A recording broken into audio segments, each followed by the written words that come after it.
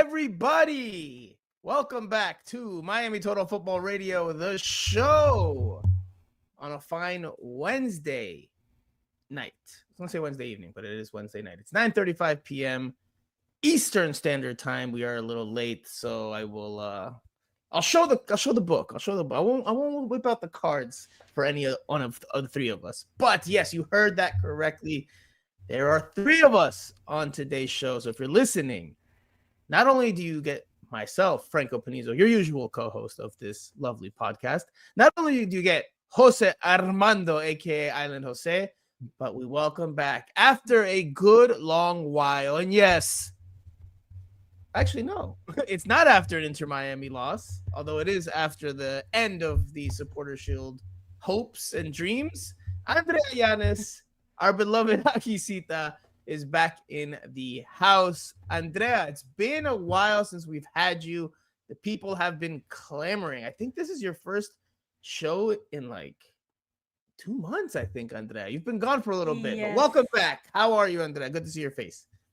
I'm glad to be back with you guys. Yes, I was missing talking about Inter Miami, bashing everyone, and it's glad to be back. It's been a little bit crazy the last few months, but I'm here and I'm happy to be back. We have some things to talk about it, and I'm excited to hear everyone's opinion. And let's see if I'm like Toto Aviles or I have learned my lesson and I don't get a yellow or red card from referee Franco Panizo, Ooh, who is very biased against me, Toto's but gonna get it is what mad. it is. Toto's getting mad right now. Don't let Toto find out about it. He didn't like the question when he was asked this week about his yellow cards, which, by the way, we can quickly touch on that later because he had a point ish. Jose, your afterthought on this week's show, your fodder. But how are you, my friend? I'm good. I'm good. I'm good. Excited about what's coming up this weekend.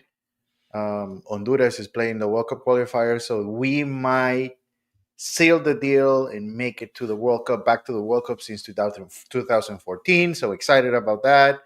And then excited about, you know what? It's going to sound weird, but I'm more excited about Inter Miami than Argentina playing here. So excited about those two. And then, it is what it is. We have to go to the other games. But, happy to be in the pot first.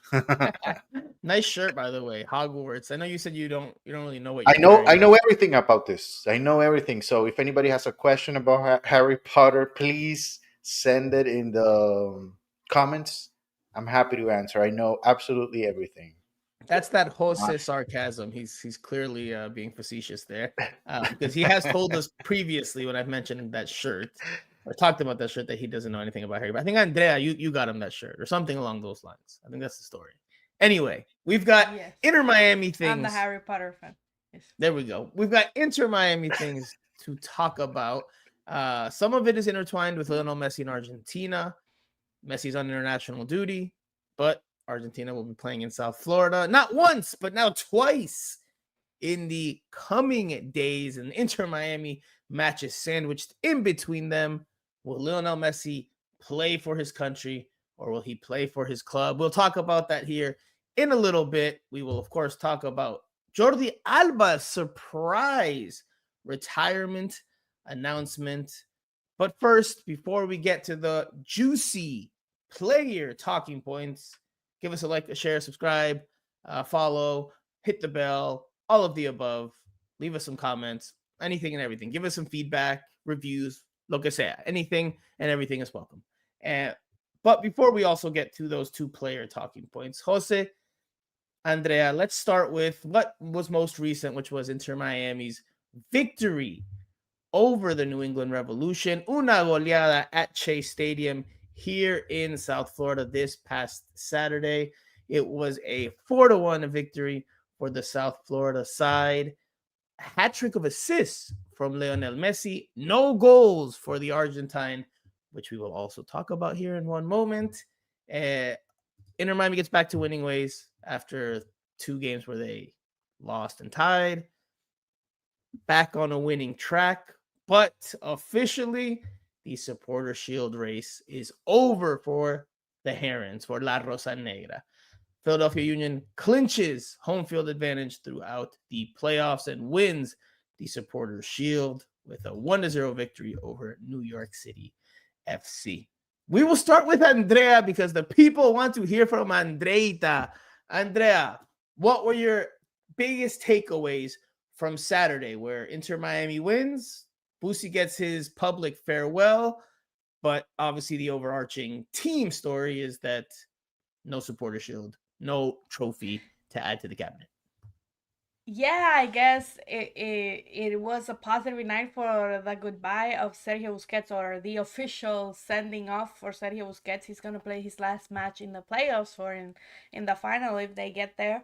But it was a good win, but it was against the New England Revolution, already eliminated, um, one of the worst teams in the league, and for me, it has no value, to tell you the truth. That win. It was positive that they got it after the showings against Toronto and Chicago. By the way, Toronto was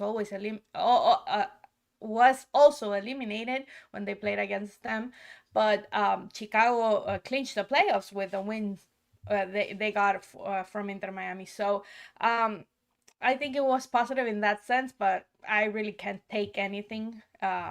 And in the football side, not even a hat trick of assists or goals or whatever, because it's simply New England Revolution, and they have been so bad this year that for me it was totally expected for Inter Miami to win. I think the rain was interesting to see. It played also a factor for New England Revolution because that combination between the rain and the humidity is no joke, let me tell you that. And you could see that after it stopped raining, New England Revolution completely se descalabraron completamente because they were just like fish out of water, dying of humidity. And I think, yeah, absolutely, it was Inter Miami's 100% responsibility to win this game. And I cannot tell you that it is, oh, wow, a big win, because it's sincere. New England Revolution is just not that Yeah, good this year. I think at this point, it feels like it doesn't matter what they do in the rest of the regular season. It only matters first of all if they win and they can make it to second place in the conference. But in terms of the level of play, it doesn't really matter. It's up to what they do in the first round of the playoffs. If they look a good team in the first round of the playoffs, then that's what really matters. But the rest of the way in the regular season, it's more about getting things done in terms of the standings. If you can't, then you're gonna have to perform in the playoffs, and that's it. So I'm not going to play devil's advocate, at least not yet, because otherwise we're going to start getting into the meaty debates early in the show. I will, however, share the updated table, the updated standings. This is the Supporter Shield table after match 32 for Inter Miami. Still 2 to go. They're in 5th, clearly 7 points behind Philadelphia. Unreachable. They can only max out with 6 more points, which would give them 65. So where does that put them in the Eastern Conference picture? Let's look at that table. Here it is. There it is. Eastern Conference standings. So if Inter Miami maxes out at 65 points, they could finish, as Jose just mentioned, in second place. Now, if Cincinnati wins its final match, they would be tied on points. Again, this is assuming Inter Miami maximizes the 2 games that are left and gets all 6 points. Plays Atlanta United at home this weekend, then on the road on decision day next weekend against Nashville. Now, if there's a tie, do we know the tiebreakers, Jose? Yeah, the first tiebreak will be wins. And So if Inter Cincinnati will Miami take second wins, place. so Cincinnati would take second if it wins its final match of the year. Which, Even by if the Inter way, Miami it wins wouldn't be it wouldn't be acceptable if Inter Miami finishes in third place. Toto Martinez, Toto Aviles was saying this week. He excused the team of not winning the Supporter Shield on the amount of games. Which, by the way, just a few minutes later, Yannick Bright pretty much disestimated that assessment and said it doesn't work that way. Which I agree with Yannick Bright. Finishing in third place is not good for this team. Third place, having Messi and all this, and even Is with it not Rodrigo de close, but Paul. not good because it's not good for where the team should be, or you just mean it's not good going into the playoffs, the position that they're in? No, it's not. I wouldn't call it a good regular season. That's what I'm saying. Okay. Because they can Especially turn things because if around in they the finish playoffs. third, they're gonna finish sixth or something like that in the No, I don't think fifth so. or Not sixth in the necessarily. table.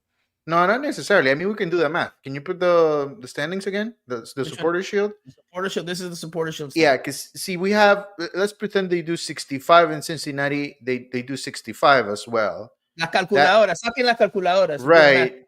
That means San Diego can only get to 63, and then Vancouver can get to Vancouver 66.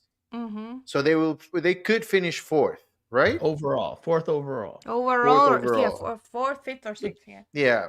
So if you're gonna watch, teams are games around the league on decision day, you kind of have to look for a draw or a loss from Cincinnati and at least a draw from Vancouver, right? If not, Inter Miami, even if they win out, they can finish in fourth place of the Supporter Shield. But I mean, the Supporter Shield table doesn't really. If you don't win the Supporter Shield, then it doesn't really matter where you finish. No, it matters because overall. of away games, because they will not play the final at home. It matters because if you let's do the hypothetical here. So if Inter Miami ends up behind Philly, Cincy, and Vancouver on the Supporter Shield, and for some reason you play the semifinals of the conference against Cincinnati, the final against Philly, and then the final against Vancouver, then you're playing on the road for most of the playoffs. So it does matter. You kind of have to finish second place to still have a shot, even if you play the conference final, to have the shot at hosting the MLS Cup. But that is assuming, which could be a fair assumption or not, depending on your viewpoint. That is assuming that the top teams take care of business in the MLS playoffs, which is never a guarantee. Last year, we saw it's not a guarantee. Even before Inter Miami got knocked out last year, but in surprising fashion against Atlanta United in the first round. Cincinnati went out. I'm blanking on who was the other. Columbus, was it Columbus that also went out early that people expected went out in the play. That people expected to be the heavyweights, the favorites, and they all went out early. So while I understand the point you're making, I mean the MLS playoffs are a wild card. It is very unpredictable, even when you think it is predictable. So, but I get all I'm asking for is Orlando in the first round. That's all I'm asking for. That's all I want. Well, this is the Eastern Conference standing. So Inter Miami could finish as high as second. Yes. Which technically will take them to facing Orlando. They could also finish, let's say they say they don't win any more points. They could finish fifth. Fifth. Let's see. Yeah, fifth. Yeah, because fifth. Charlotte. Yeah. Can you imagine that? I mean, that'd be crazy. It's possible, but we'll see. It is possible. Yes. Let's listen to Javier Mascherano, our first soundbite for this week's show. I asked him about the end of the Supporter Shield chase this past Saturday in the press conference room. Normally, I'm not in the press conference room because normally you have to decide between press conference and mix zone where the players speak. But this past weekend, this past match, because of the Boosie presentation or the Boosie farewell, we did player interviews first on the field, which was something different. And then awesome. Which was awesome. This was very nice, a breath of fresh air, very welcome. And then afterwards, we did the press conference. Mascherano had to have been waiting around for a little bit. Not normally the case for him. But let's listen to his response when I asked him about the end of the Supporter Shield chase. En cuanto a lo de la Supporter Shield, claramente el otro día en la derrota con Chicago ya sentíamos que se escapaba, ¿no? Al final no nos ha dado la nafta para poder competir, igualmente competir por la Supporter Shield. Creo que si te pones a ver, claramente Filadelfia es un justo ganador, pero bueno, hay una ventaja de que creo que tiene, a día de hoy no sé, pero debe tener quizás menos de 10, digamos, 10 partidos menos que nosotros jugados, y nosotros aún todavía con partidos por recuperar. Nos hubiese encantado poder llegar a lo último con opciones, pero bueno, no cambian nada el objetivo que tenemos, que es clasificar lo más alto posible y bueno, y poder conseguir llegar a lo más alto en los playoffs. So I will translate that for the people that don't speak or understand Spanish that watch or listen to the show, but we're going right into it before I do. Jose, Andrea, he says, if you look at it, Philadelphia are deserved winners, but they've also played probably around 10 games less than us. Is that a valid reasoning or is that an excuse? That is an excuse. Excuse. I've always said it. I'm tired of repeating that on this podcast because that is a lie that Hey, he's it's been been 2 telling months. Andrea. It's himself been 2 months. since Champions Cup, and it's not true. Seattle played the Champions Cup. Vancouver played the Champions Cup. Played the Canadian Cup. Seattle played the World Cup. Played Leagues Cup. They He's won the talking about Leagues Philadelphia, Cup. though. He's not talking about Seattle. He's talking And about yeah, Philadelphia. but it's the same excuse. Every team he finds an excuse. There are teams just like them. If they were the only team in MLS that had that amount of games, I will tell you, yes, he's right. But they are not. I can tell you, Vancouver, LAFC, Seattle have played a lot of games during the year also. So it's not only him, and I don't like he uses this as an excuse as to play the victim. But he's not the only team that has played that amount of games. So for Right. me, I cannot let that pass, and it's a speech that he's been using since the Champions Cup, as if Vancouver went and played more games than them in the Champions Cup and have other tournaments also. So I think it's an excuse for him. He should have said, "Okay, congratulations to Philadelphia," and kept his mouth shut. In my I opinion. think my problem with that is that, the only reason that it matters that they have played so many games and they are struggling with it is the fact that they did let go of players that, might have been useful for them. And the roster is short at this point. And then, they bring Silvetti and he leaves for a month because he needs to go to the under 20 national team after letting go of Gressel, after letting go of Robert Taylor, after letting go of so many players and not bringing, enough back in. It was Redondo and Rodrigo de Paul, Cremaschi also. and that's it. Yeah, Redondo, Kremaski, how many players left and how many they have brought in, to contribute. Then they had injuries as well. Fafa was out. David is out for the rest of the season. I mean, is Philadelphia to blame for this? I don't think so. That's my point.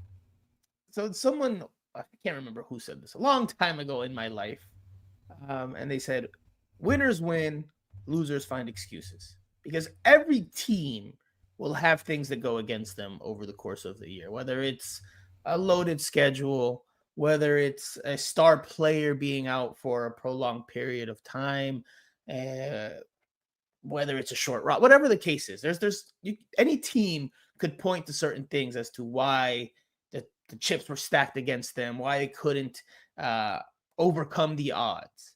But the teams that win don't necessarily dwell on that. The teams that don't are the ones that do. And for this one, while it is a fact, and you cannot deny that Inter Miami had more games than the Philadelphia Union, well, that's not an excuse for why you couldn't win the Supporters Shield. You lost games along the way that you shouldn't have lost.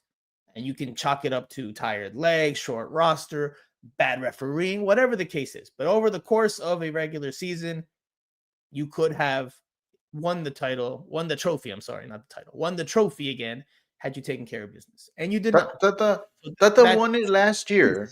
That's an excuse. Right. I mean, Tata won it last year. I know where you're going. But Tata won it last year with? Yeah.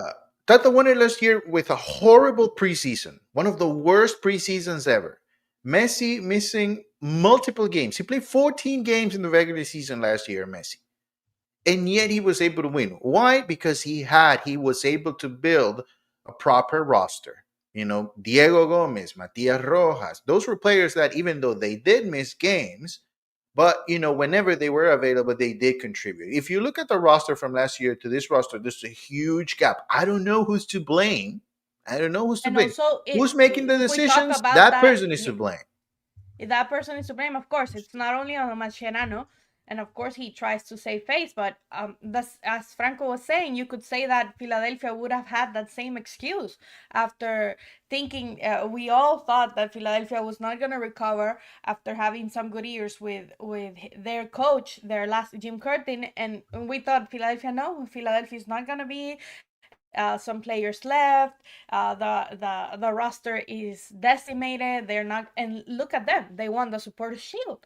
So I think there's a lot of factors for Inter Miami, but I think we all know that Mascherano is not 100% responsible, and a lot of the blame is on the management. As Jose says, I agree 100% with the roster. We never saw them bring any players to replace Gressel and to replace Robert Taylor, and we haven't seen players to replace Kremaski and Redondo, and those 5 players left and you only brought 2. I understand that you had to bring De Paul because he's Messi's friend and you needed him for Messi to sign his extension and all of that, and I could understand that they didn't have room in the budget, but a team that is expected to win and expected to participate in all these games that they had this year should have a bigger roster, and I think it's not only on the coach, but mainly on the sporting side. Now we can find the reasons, right? And again, it's a fact, right? The Inter Miami's played more games, and we can find reasons for why they might have not been able to accomplish X, Y, or Z goal, such as not winning the Supporter Shield. But they can't be listed as excuses by the head coach of the organization, because it looks to me, I mean, I don't know how you guys took it. It looks like sour grapes. It looks like, well, it's just because we didn't win it because we had other games to play, and that's the only reason we didn't win it. So Philadelphia's a deserved winner, but if we didn't have those other games to play, then therefore we would be the champs. We just couldn't. I mean, that's how, because you have no title to show for it. Because at least if you had won one of the titles that you were playing for, you would say, oh, we didn't win in MLS. We didn't have the best regular season, but you know what? We won this. We won the Champions Cup. We won Leagues Cup. We won a U.S. Open Cup. Or like any of the teams that won, they have that excuse. But unfortunately, Inter Miami doesn't have. That's why I list. That's why I list, for me, every year, the most important tournament is Champions Cup, because it happens early in the season. If you're able to win, you're going to win the first couple of rounds. You're a favorite to win the first couple of rounds. So you win those rounds, you make it to the semifinals, final, you're able to win that tournament. You take the pressure off because you won an international tournament, and then you have more than enough time, to get through the halfway part of the season, which is always very tricky. This year, a lot more, of course, because of the Club World Cup. But then you should be ready for the playoffs. That's why that tournament is very important. And Inter Miami, they have struggled in that tournament. They can't find a way to win it. And so, look, in my opinion, I think this is a team that is going to struggle in the playoffs. I don't see them winning MLS Cup because you can't change the roster much more than what it is right now. But I think we all have said this. I don't put all the blame in Mascherano. As much as we don't like what he ends up saying after the game, which, it's always tricky with a coach because, he's fresh off the result whether it's a win or lose. I think this year, the front office, they have to make a decision at the end of the year to save face for Javier Mascherano, because he has been out there win week after week after week after week. There have been weeks that we spoke to Mascherano 4 times, and it's not fair. It's not fair that the GM for this team, the sporting director, whatever you want to call him, hasn't talked to us for 1 time. It is not fair on Mascherano. Speaking of that, Jorge Mas told me when I asked him, what was it, 2 months ago, 3 months ago now, during the ad hoc emergency press conference that was put together after Messi's suspension by MLS for not playing in the MLS All-Star game. During that press conference that Jorge Mas held, suddenly I asked him about why we have not heard or seen a sporting director named publicly, and his response was, you'll hear about it soon, you'll find out soon, or you talk to them soon, something along those lines. I can't remember exactly what he said, but that never happened publicly. There was never a public announcement, there was never a press conference, there was never an unveiling. However, what there has been is an official name. Finally, we have a name, and this is from Inter Miami's website. You see the soccer operations there. Raul Sanyehi, who used to be the head of the sporting side and is still listed as such on Inter Miami's website, is listed as the president of football operations. But if you look underneath, next man up, listed as the sporting director, is the long-time linked Guillermo Hoyos. And we're not going to dive into who Guillermo Hoyos is in great detail here because we've done it before. We've known for some time that he's been the sporting director unofficially or officially, but not publicly named. That is Lionel Messi's Futbol godfather, su padrino en el fútbol. So he definitely is someone who shoulders some of the responsibility, someone that we should be talking to, as Jose has said, but we have not over the course of the entire 2025 calendar year. We have not uttered one word to Guillermo Hoyos. And you can say what you want about how Inter Miami has managed that, why they manage it that way, but that is the fact. The fact is we have not spoken one word to him. No one has spoken a word to him publicly in any interview that I've seen. And we're already in October. I think it'd be huge to have that conversation. Not necessarily because we're going to go out and blame him for everything, but because he would have the opportunity to explain to the fans more than anybody else. It's not even to us, to explain to the fans why were moves not made. Is this something, in a situation like we are in MLS where there's budget limitations, it's sometimes understandable if you are working in the 25 season with a budget thinking about 2026. If that is the case, it will be nice for him to come out and explain that to us. How are you going to explain that, Jose, if you signed Jordi Alba to an extension and now 3 months later he's retiring? How does that reflect on a sporting director? I want you to answer me that, you too. How do you think that reflects, we will get there, not only in an sporting director, but in an organization, that a player signs an extension for multiple years to be a designated player on this league, and then 3 months later, he's retiring totally? I'm not going to censor you, Andrea, but we do have that talking point for later in the show. So we're going to hold that. That's a yellow card. If I would have said that, that's a yellow card for me. It's Andrea's return. We're just going to give her a talking to. MLS refereeing. Final word. Pedro in the comment section in Spanish says, la directiva deportiva debe hacerse cargo porque empeoraron el equipo este año. Ahora la temporada aún no termina. Aún se puede ganar la MLS Cup, pero el equipo tendrá que tener un rendimiento superior. So translation, pretty much saying the sporting department also has a lot for blame. Like you guys touched on earlier, they made the team worse. Do we all agree with Pedro, though? Is that fair? It's fair to say? I do agree with him. I think Well, especially with the first part. Look, I don't think Mascherano is the best coach in the league, but I think his decisions have been affected by the roster that he has available. That's that. So I would agree with Pedro. I don't know if you guys would do the same. I I agree. mean, I I that's think what I said. I began saying that I don't think it's Mascherano's fault 100%, even though he likes to give the excuse. And I get him because he's the only one that puts his face in front of the media, of us, to answer some questions. So I get why he says that. But yeah, 100% I agree. He's not the responsible one or the solely responsible one in this roster. There are deeper things than what a coach can do, to tell you the truth. so. I agree with you guys. I agree with Pedro, who again this comment overall saying that the sporting director or the soccer operations made this team worse. This team didn't get better. Now there's still a chance to win MLS Cup, but that they're gonna have to perform collectively a lot better during the postseason. Going back to Mascherano's comment, which I didn't translate in great detail there. He gave Philadelphia's credit, but also said that part that we've just touched on.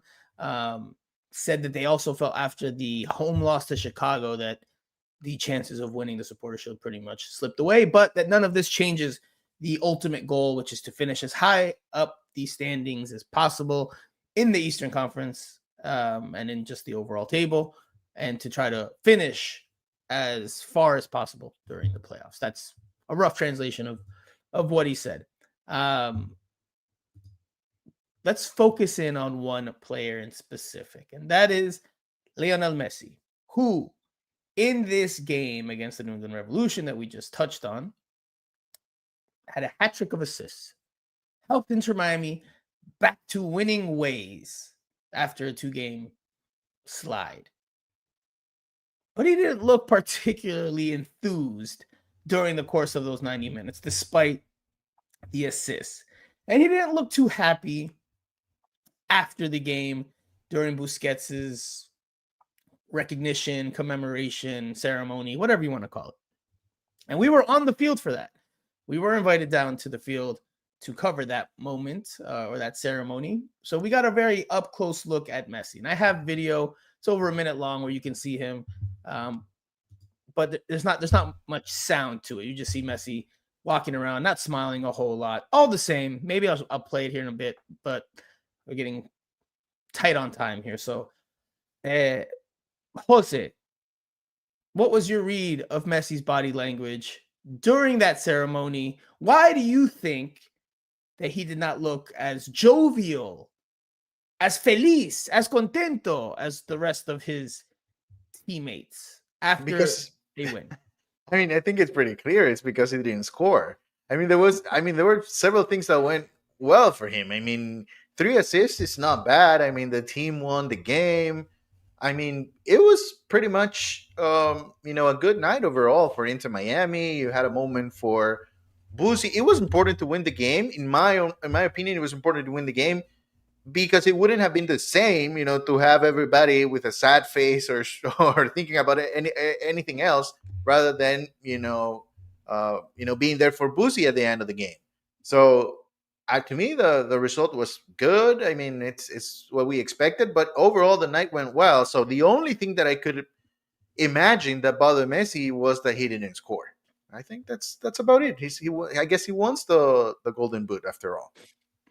So before we dive into that, we will once again go back to Javier Mascherano because the second part of my 2-pronged question for him this past Saturday was about Messi and his demeanor, because I agree with what you said from up above in the press box. It was very clear that he was hungry to score a goal. Now, was that because New England Revolution are, like Andres said earlier, not one of the top teams in the East? Probably. But in my opinion, my estimation, I also think it's because the golden boot race is pretty tight here as we get to the stretch run or the final 2 rounds of the MLS regular season. Now, some people will say and have said he was upset because Inter Miami lost out on the Supporter Shield.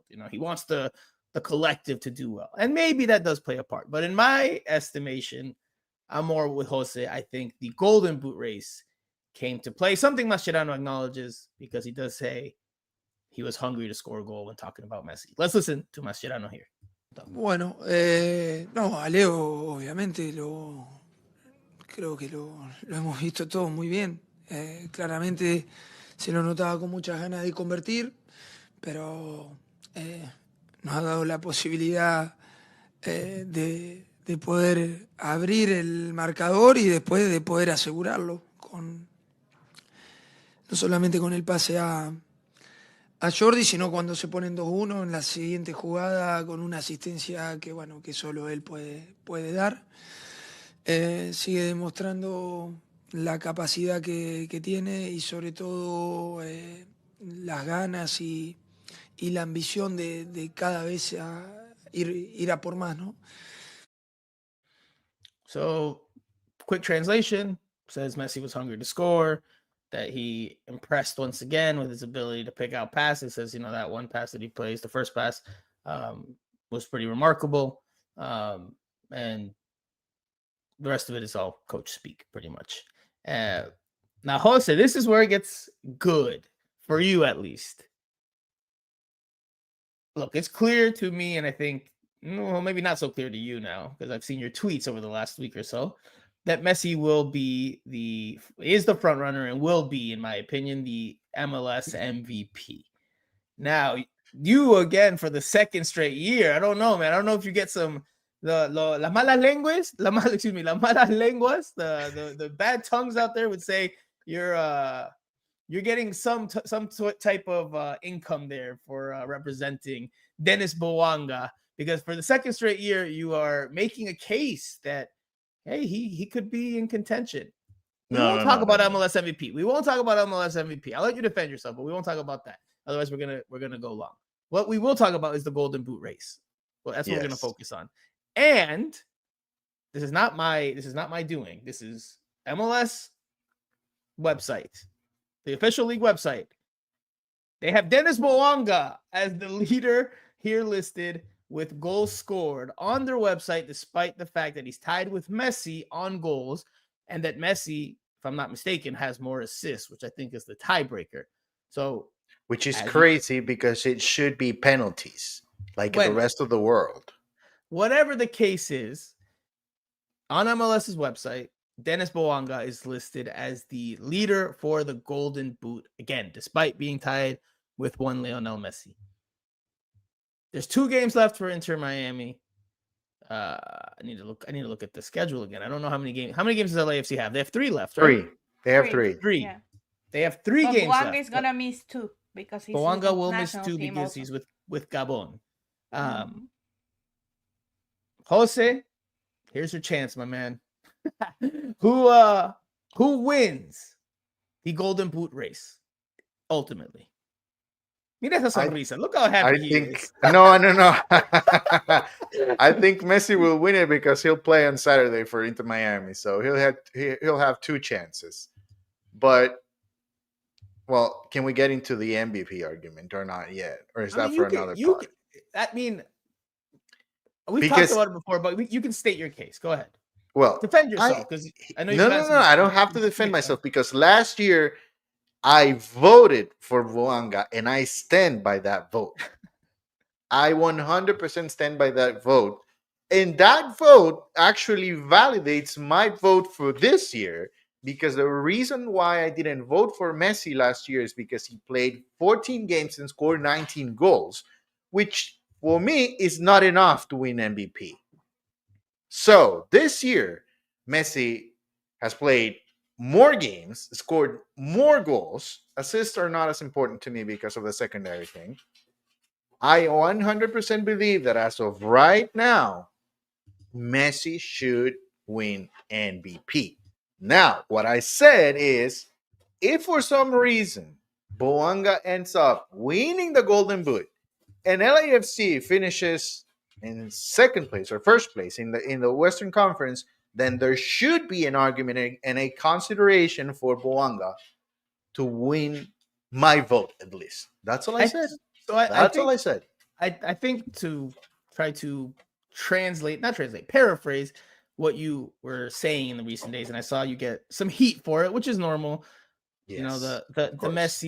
The Messi fans, the Swifties, they come out in numbers anytime you say something against their idol. But I think your point was that Bouanga enters the conversation as a dark horse, given his numbers, his season. Now, again, I think you think that Messi will win it when it's all said and done. I I think mean, he Messi's winning. should. I He mean, should if he win won it. it last year, Correct. Yes, that's he's exactly my winning it. point. He's winning it this year by a landslide, right? So, Unless people that vote think, like I've heard this.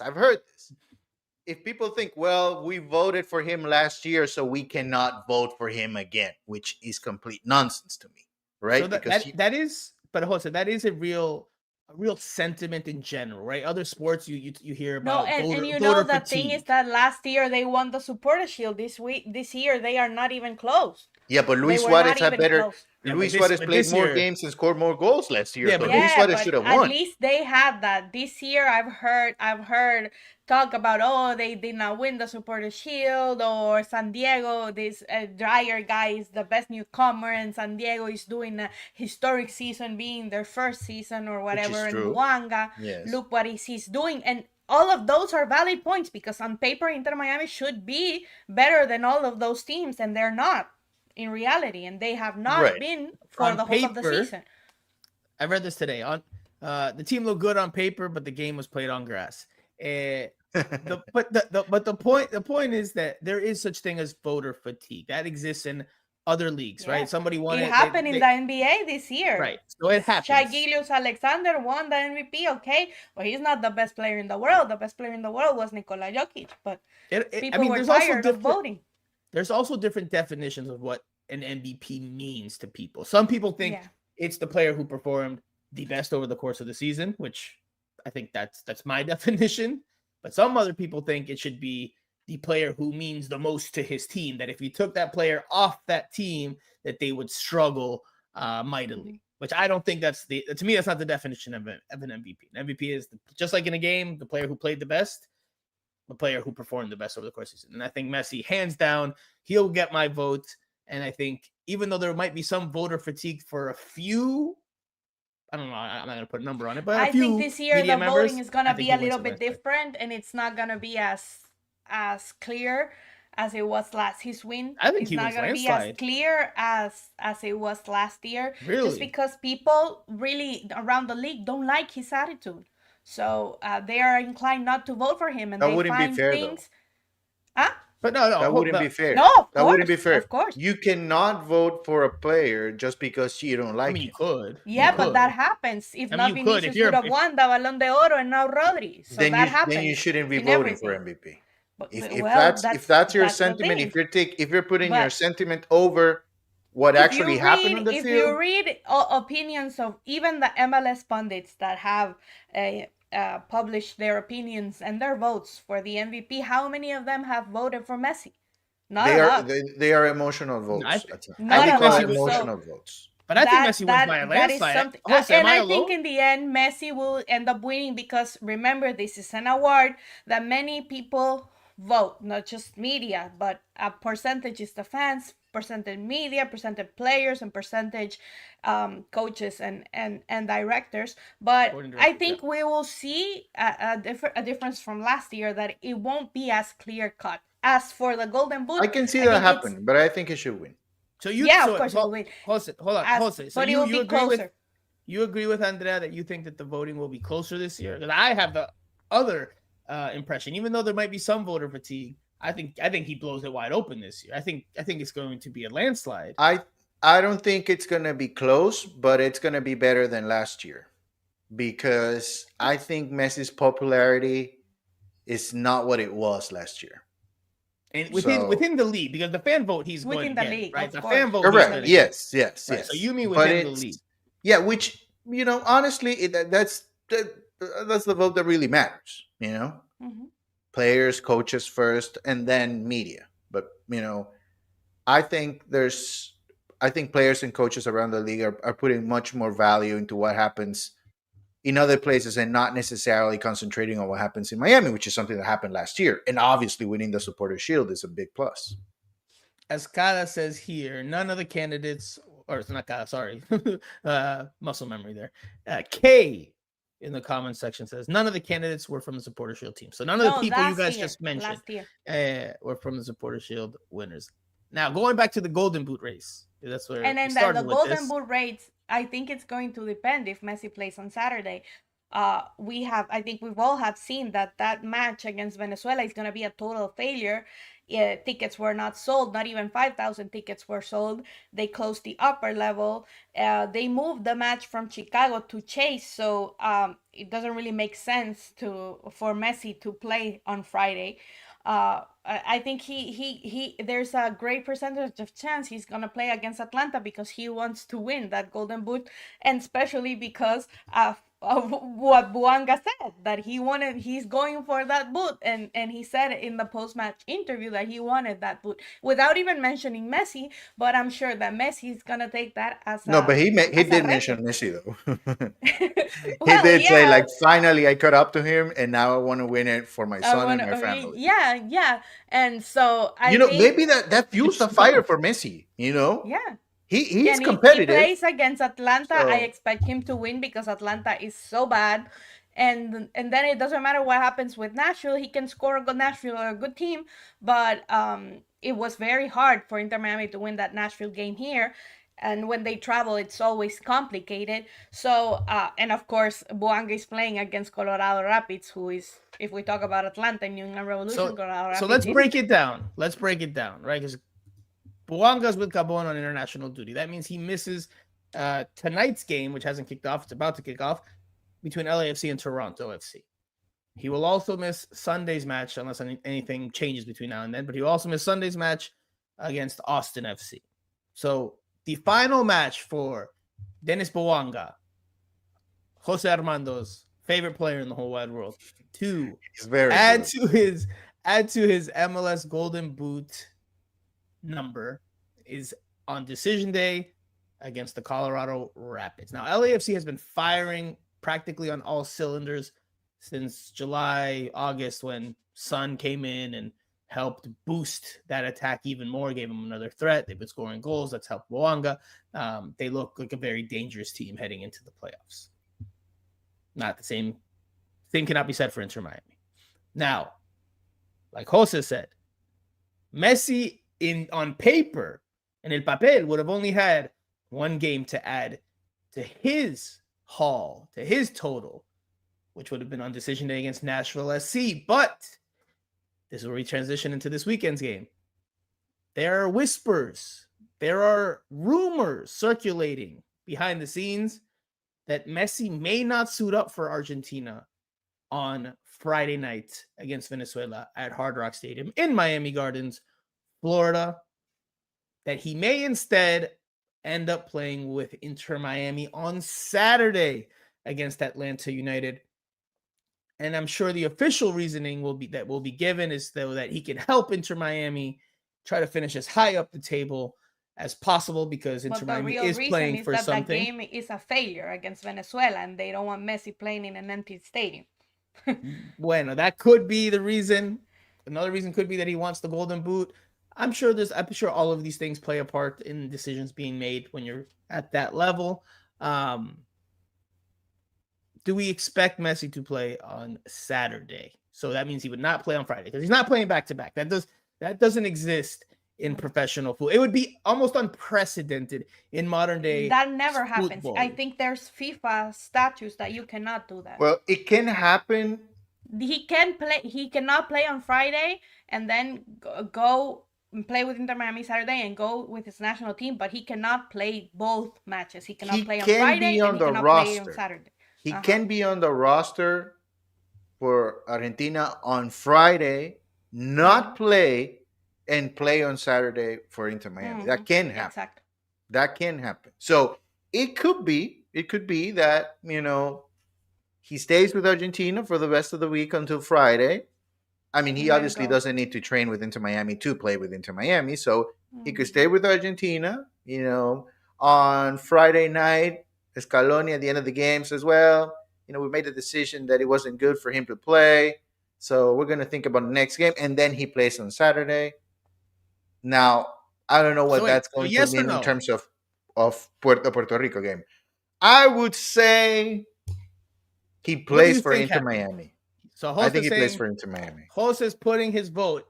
Messi plays for Inter Miami on Saturday against Atlanta United. If there Not are cheap tickets, information. Not information. Just an opposition opinion.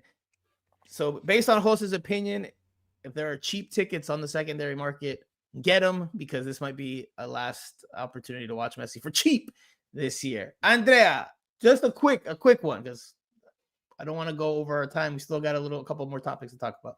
Does Messi play for Inter Miami on Saturday, or does he play for Argentina on Friday? I think he plays on Saturday. I And agree by with the you way, guys. It will be look, all three of us here. All I three have of to us. say this. I have to say this. If Jose, he después no plays- me digas que we ran late. Y no me digas Oh, nada. quick. No me No, digas just nada. one quick thing.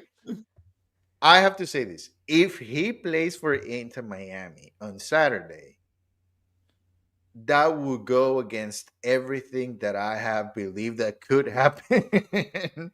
Because I never thought No, I since think, Messi Jose, arrived this that he is would play special for Inter circumstances Miami because of before how playing for bad that Argentina. game against Venezuela is going to Wait, I look. don't know what Jose said. Andrea interrupted him. Tarjeta Maria por Andrea. I don't know what Jose's big point that he was supposed to make very quickly was not made. Andrea, yellow card for you. Jose, what was the end of that? What was the end of what you just said? No, I said that I never thought that he would put Inter Miami first over his national team. And we Never, do need to know ever. that. We do need to note that if that does happen, if what you guys think, and I'm gonna add myself to the choir here, I agree that I think he plays for Inter Miami on Saturday.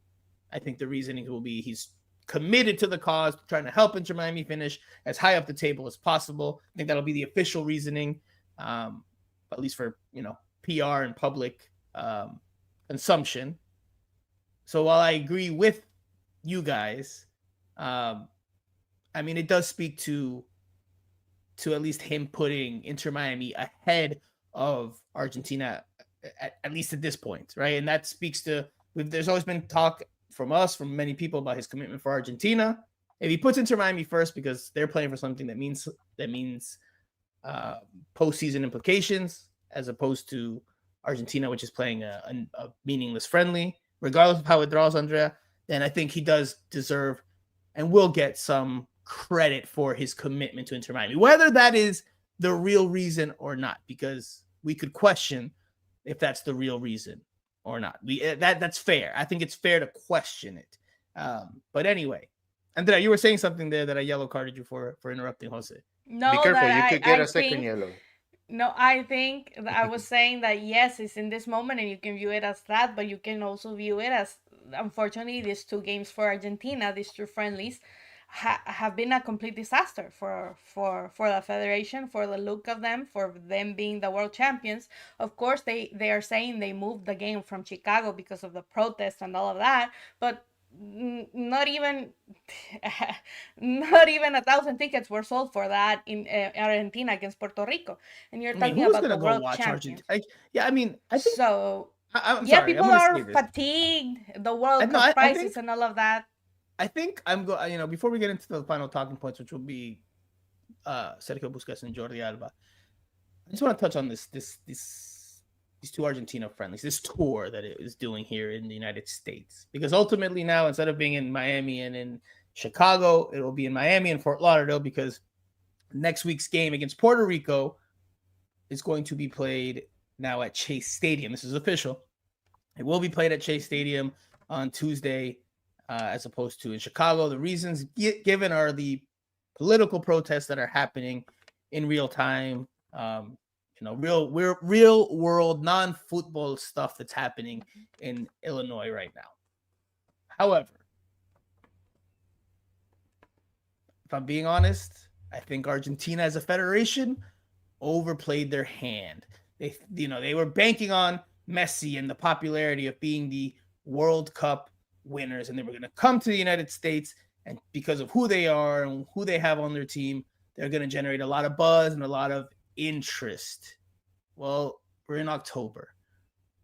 The World Cup buzz in general here hasn't really kicked into full gear. Maybe won't happen until January. We're in football, American football season. And you're playing Venezuela, which just got eliminated from World Cup qualifying in disastrous fashion. So there's really no interest from Venezuelans to go watch their national team right now, generally speaking.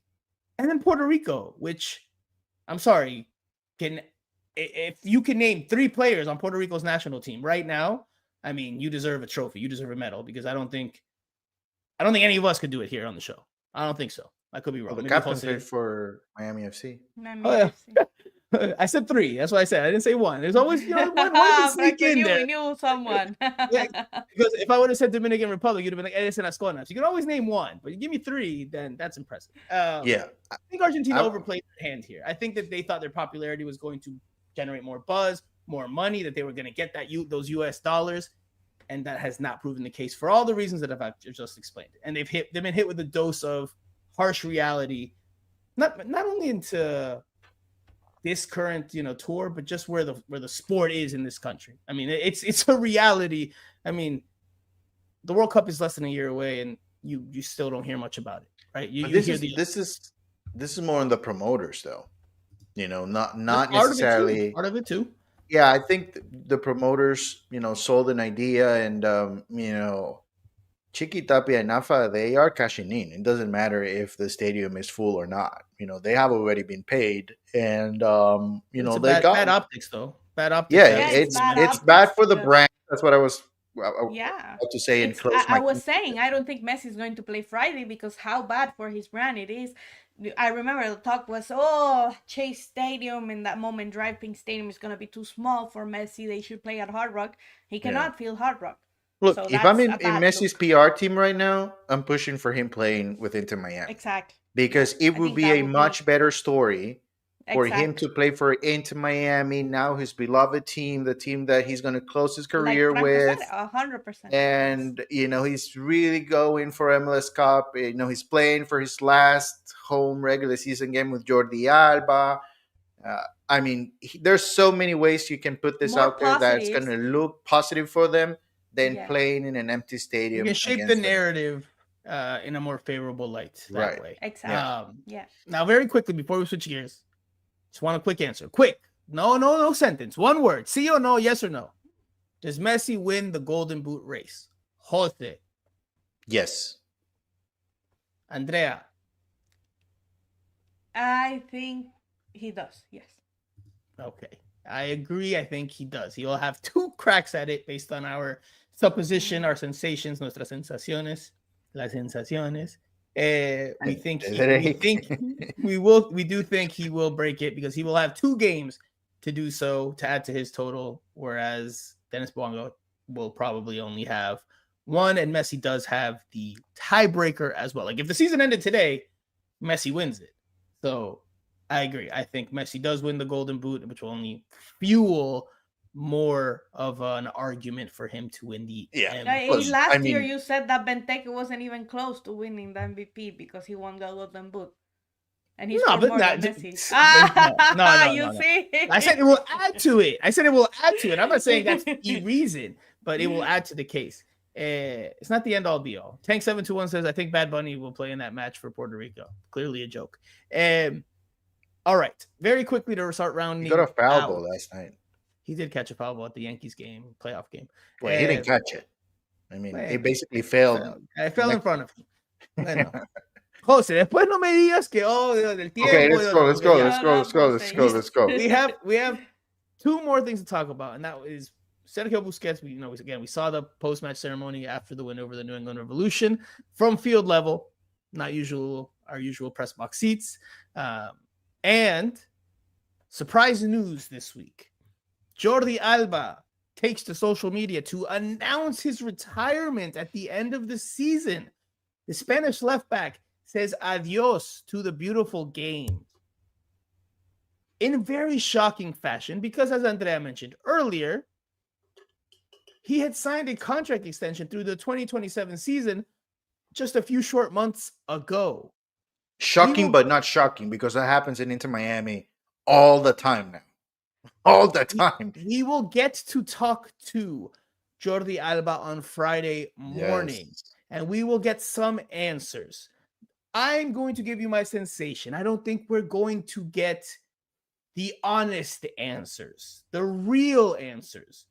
Because like Andrea said earlier, and I don't know if I necessarily agree with her 100% for her line of thinking, but I do agree that it is a bad look and very questionable and iffy that 5 months or so after he signs a contract extension to play for 2 more years, that now he decides to retire. What, did he just like wake up one day and say, yeah, I don't want to do this anymore, I'm retiring? That was Like, his what? reasoning.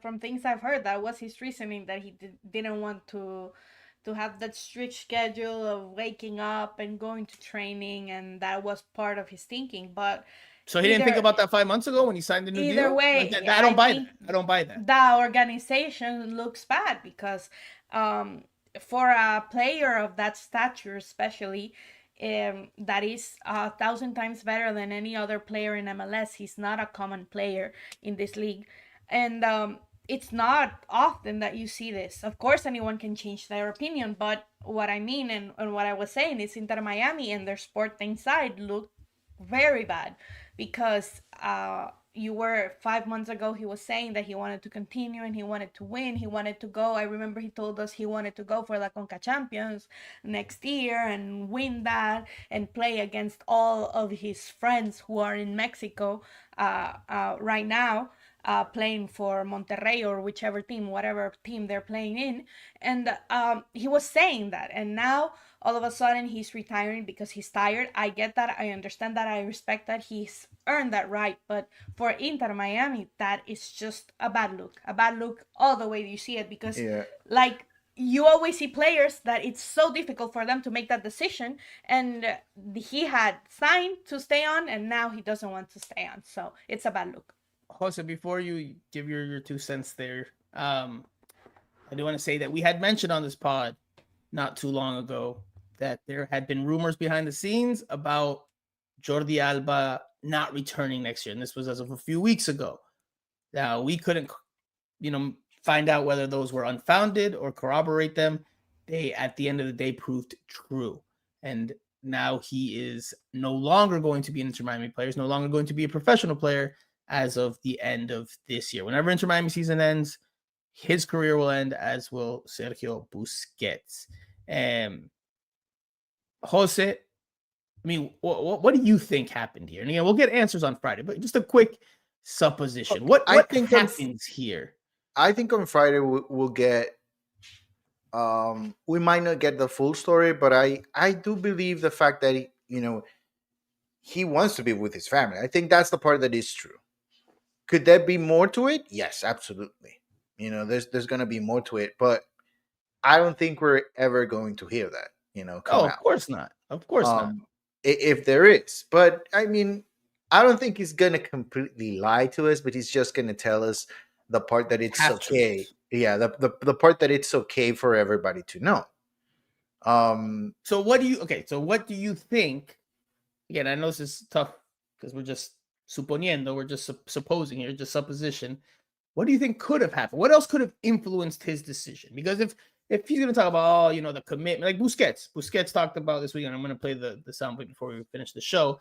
Is that he didn't want to deal with the travel and the not having weekends, pretty much, to be with the family. But Busquets never signed a new deal. Like throughout the course of this year, we knew that it was looking like Busquets would retire because there was no talks of a new deal. There were no contract negotiations.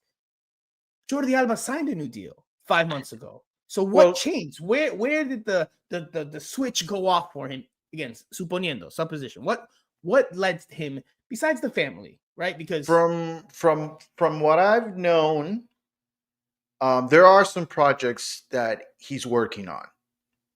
Aside from the game. Well, not necessarily aside from the game, but it's still involved with the game in Spain. Not as a player.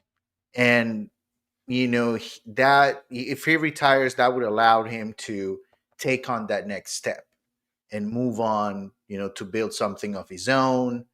And that's also part of it. So I will point out to that, and it's the MLS season is for a player that already won everything, and there's no upside. it's a challenging season. It is a challenging season for us, let's be honest. There are games in, September, August that are really, really hard to watch. So I can only assume the travel and everything is also a problem. So I would point out to family. He wants to be with the family, and he wants to evolve into new projects. It doesn't for me. It doesn't pass the sniff test. It doesn't pass the sniff test because that could have been true 5 months ago. That could have been true 5 months ago. That's gonna be said. Either I don't think his reasons and what we've heard 100% exonerates the sporting director, because if he was thinking, and I've been told that he was thinking this for a couple of months already, then the sporting director shouldn't have signed a contract, right? And it's worrying because it's not the first time that Inter Miami does something like that. Like Jose was saying, they sign players. We have seen this for long ago, even before Messi was here. They signed Gregory for an extension. They signed Kamal Miller for an extension, and then he left. And that's not a correct way to run an organization. So I think, of course, Jordi wants to be with his family. He doesn't want to travel. And especially for European guys, it's so difficult to get used to that in MLS, that you have to go through all of that season and then the playoffs. And he maybe said, "Oh, I don't want to do this anymore. I'm not willing to do this anymore." Yes, of course, 100%. I believe that. But if you look at it from the other side, from Inter Miami, I think it denotes that something is wrong with how you run the club, unfortunately. Because you look bad. Do you guys smell that? Do you guys smell that? Because that does not pass the sniff test for me, Andrea. And I'm not buying that. Mi olfato periodístico, my journalistic scent, or my nose does not allow that to be at face value, just taken at face value. Because there has to be more to the story. There's no way you sign a 2-year deal with the commitment that that takes as a professional who's played for as long as you've played. And then 5 months later, you're like, you know what? Nah, I'd rather be with my family. I don't want to do this commitment thing. I don't want that just doesn't work for me. And I know that that's probably going to be what we're going to hear. It's up to us to try to dig deep to find the real version. That's what reporters and journalists do. It will be tough because I'm sure this will be a very guarded reasoning, but I'm not buying it. Yeah, it's 100%. But for me, the preoccupying thing for Inter Miami is that it's the same pattern as always. It's the same pattern. You and Kremaski, it happened the same. Everyone, we were joking with Noah that when he signed an extension, and we were joking, oh, does that mean that you are going to leave? But I don't know. Harry Namkung in the comment section says, Alba saw the writing on the wall. Inter Miami is not going to win MLS with this current configuration. Could be a factor also. Let's not forget anything up. And if you want, look, this is just something that has happened. I can't remember the player's name. Former DC United player that recently just came out and said everybody is leaving Inter Miami because it essentially is a mess. Messi's dad is running the show. What was the name of the player? Jose, please help me here. Which player? The player that played for DC United, the Polish player. Yeah. Oh no, I can't remember his name. But you can say something in Polish, and that won't matter.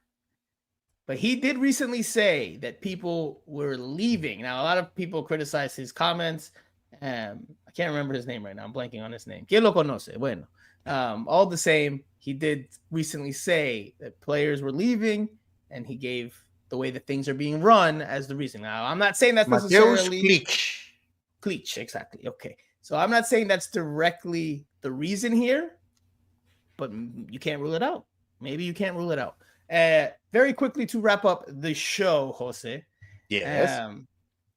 We have to talk about Busquets' farewell, because in his farewell, he did reveal that coaching is probably in his future. Javier Mascherano had mentioned in the recent weeks that he saw Busquets as a head coach. Busquets confirms that. Let's listen to him quickly, and then we'll give some thoughts on that before we wrap up the show. Javier Mascherano habló sobre el tema. Creo que en un futuro sí, pero de momento prefiero tomarme un tiempo sabático. Son muchos años, no teniendo casi fines de semana, como cualquier futbolista, pero obvio, el jugar en la selección y todo te da otro plus, pero también tienes menos tiempo, quiero disfrutar con la familia, tiempo para mí, para ellos, ver a mis hijos, acompañarlos, viajar más, mi mujer, ver fútbol desde, como he dicho, otro lado. Y luego en un futuro se verá, en teoría sí, pero vamos a centrarnos en el presente que todavía queda mucho. Sergio.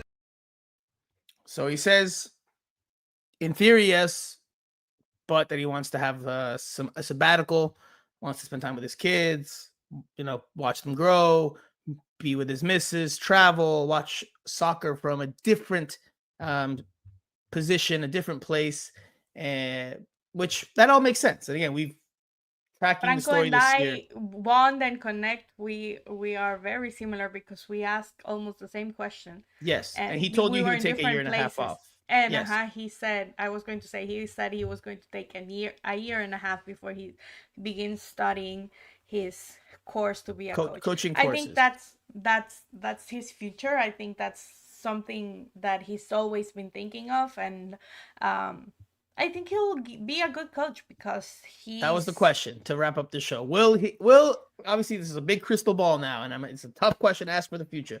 But if Busquets does go down the path of being a head coach, I imagine it will be for a club team, or I think it'll be a professional team.